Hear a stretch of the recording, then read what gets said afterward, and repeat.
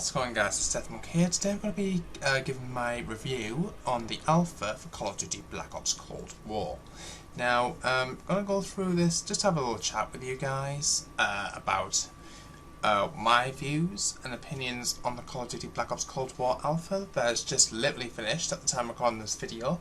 Our servers have gone down now, so I'm just basically going to talk about my experiences, what I believe are the best weapons, the best maps, what my views are, how the game can be improved and things like that. So, my first impressions of the Black Ops Cold War alpha were, I'll be honest with you, I think was very good.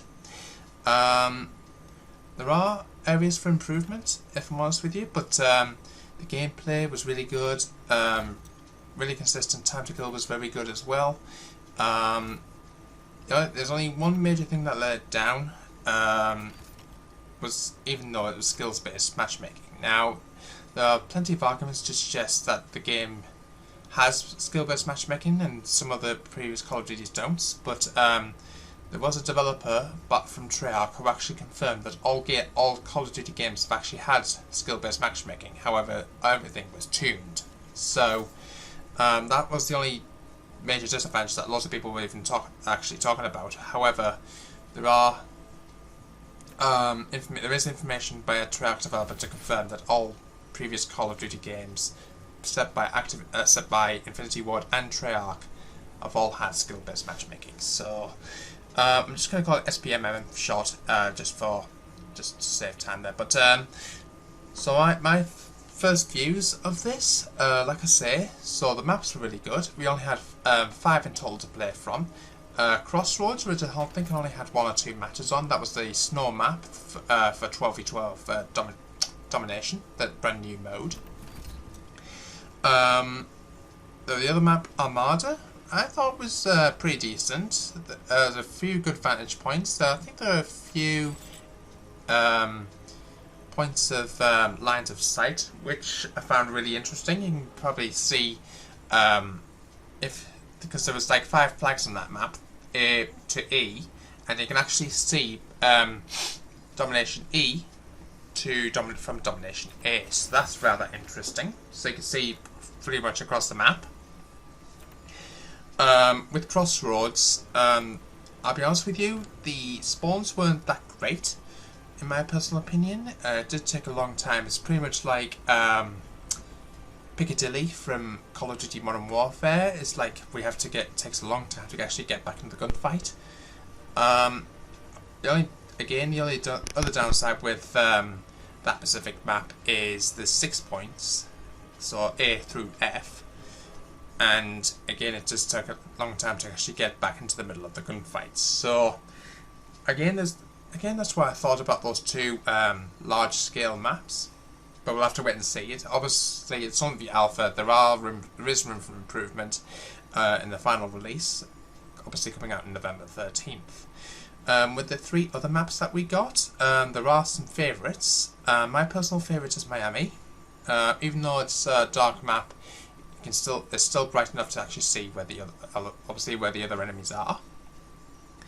Another favourite of mine, I would probably say, was Satellite. The only downside is the one side of the map is obviously very good for sniping, and I was obviously on a few occasions I was on the receiving end of it.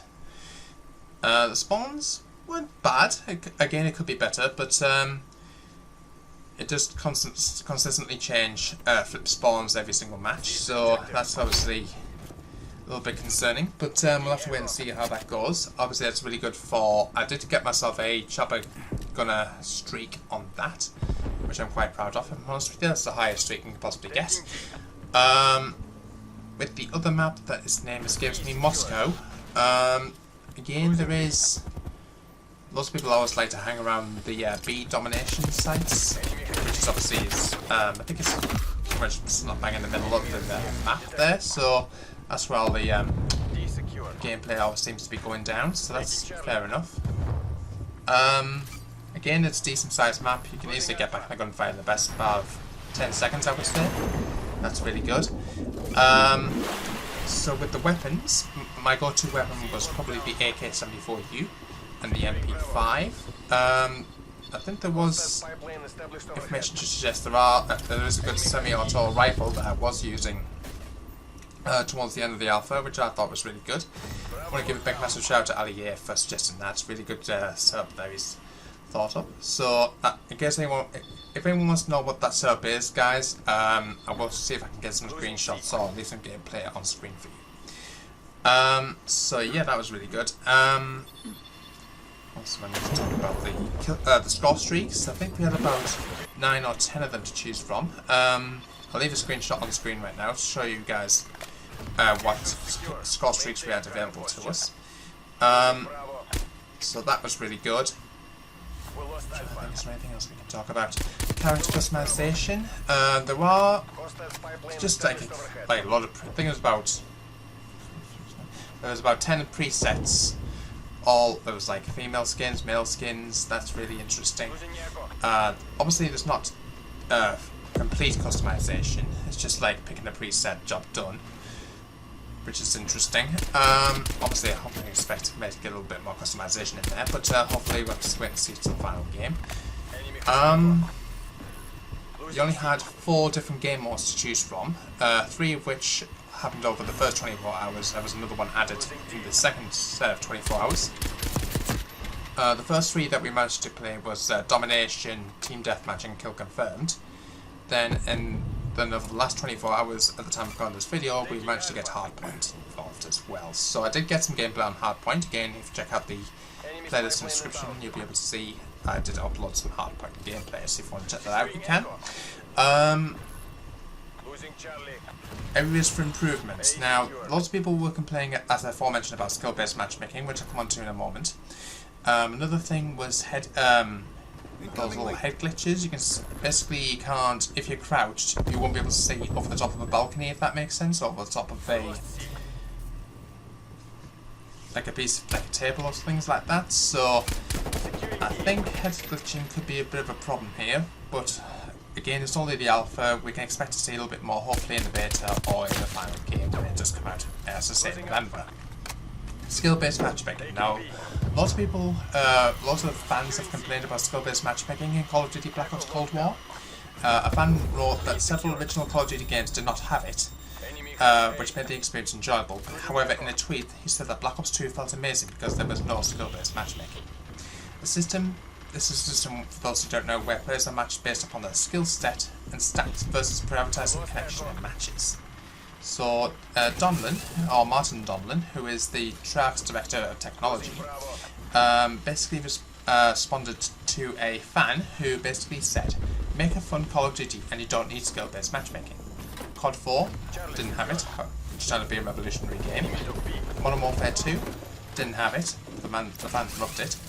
MW3, no skill-based matchmaking, fun as. And Black Ops 2, no skills-based matchmaking, amazing game. So that's what he's claiming. He said if you made the game good in the first place, it needs SBMM. That's what ranked play is for. So even though he may claim that, Martin Donlan, as aforementioned, the Director of Technology at Treyarch, actually confirmed that they all had skill-based matchmaking. Now, even though he argued the point to suggest that he went, well, just from a player's perspective, the SBMM in Modern Warfare was extreme, and he doesn't want to repeat that, which is, I guess, true, but he said he played for hours upon end of the other older CODs that he listed, even if they all did include SBMM, it wasn't at all noticeable. And now, he actually did make a perfectly valid viewpoint. However, skill-based matchmaking is one of many shareable parameters in a matchmaking system. It's funny watching people talk about it like it's a big switch that can only be turned on or off. So, it's not clear if this tweet is confirming that there will be changes to skill-based matchmaking in Black Ops Cold War as of now, but we'll have to wait and see what comes up in the final game, guys. Skill-based matchmaking, I wouldn't say there was skill-based matchmaking in the in my gameplay, but we'll have to wait and see how well it goes. I did notice there was like 1 or 2 that appeared to be like bots and things like that, but again, we'll have to wait and see, guys. Hope you guys are all excited for the Black Ops Cold War beta. Just to let you know, guys, for those who are interested in trying to see if you can get yourselves into the Black Ops Cold War multiplayer beta, you do need to pre-order any digital copy and get that's how you get the open beta early access first on PS4. Now, in case you want to know how to do that, I'll quickly go through this again. So Activision officially announced the date of the upcoming Black Ops Cold War open beta. Now, the open beta will give fans their first chance to go on it's not their first chance technically, but the chance to go on hands-on with multiplayer mode of Black Ops Cold War ahead of the game's November 13th launch. The early access to the open beta will begin on October the 8th on PlayStation 4. Now, I believe that's... I'll have to double check that if it actually is an open beta or if it's a closed beta, but that'll be going down October the 8th on PlayStation 4. Obviously, PS4 got exclusivity for this year. Open beta will begin on October the 10th. I'll be figuring this out, hang on a second. Early access, now that's going to be a closed beta. Just now after reading this again. Early access will be a closed beta for 2 days, so bear that in mind, guys. Open beta will start on October the 10th, and weekend 1 ends on October the 12th. Weekend 2, which will have the beta on PS4, Xbox One, and PC. That'll start on October the 15th with the PS4 open beta there. Early access for Xbox and PC will begin on the same day. Open beta begins on October the 17th and it'll end on October the 19th. So we do have 2 weekends of Black Ops Cold War gameplay. So I'll see if I can get loads more gameplay for you guys. Hopefully we'll see a few improvements then. Beta will feature more modes than the PS4 only alpha that we just finished. This will also include the new VIP escort mode, which is very similar to the I can't remember the name of the mode in Rainbow Six Siege, but that's got very similar game rules or game mechanics for that. If you want to check out more information on that, I'll leave a link to the other video down in the description. Fireteam is obviously the other mode that we do know of. We've got limited knowledge of exactly what Fireteam is, but we're going to have to see how well that goes, guys. Hopefully, we might get some Fireteam gameplay for you guys as well. So, that's how you pre-order the beta, guys. Fans can get early access to the open beta by pre-ordering any edition of Black Ops Cold War, as aforementioned, digitally on the PS4 store, Xbox One store, or Battle.net for PC. Now, just bearing in mind, guys, there's no other way of basically getting early access to the open beta. You've got to pre-order the game, guys. If you don't pre-order the game, you won't get it. Simple as that. So that's how you get yourself into the open beta, guys, for Black Ops Cold War. So hope I'll see you again. See you then for that coming out. So hope you guys are all excited for it. If you are, smash that thumbs up button. If you're new to the channel, please hit the subscribe button. Don't forget the notification bell so I can see more videos. And I'll see you soon. Until then, peace out.